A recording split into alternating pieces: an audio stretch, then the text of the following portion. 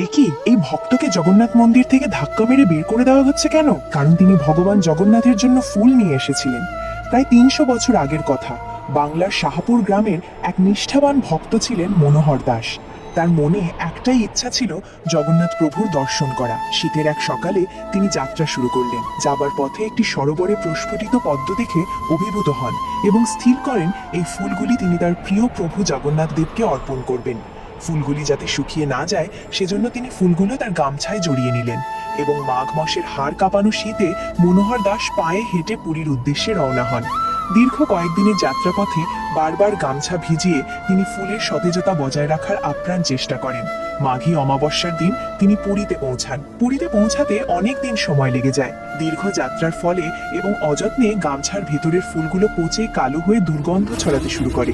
কিন্তু যখন তিনি মন্দিরের সিংহদ্বারে পৌঁছে সেবকদের কাছে বলেন যে তিনি এই ফুলগুলি অর্পণ করতে চান প্রভু জগন্নাথের চরণে, তখন সেবকরা সেই পচা ও দুর্গন্ধযুক্ত ফুল দেখে অত্যন্ত ক্ষুব্ধ হন।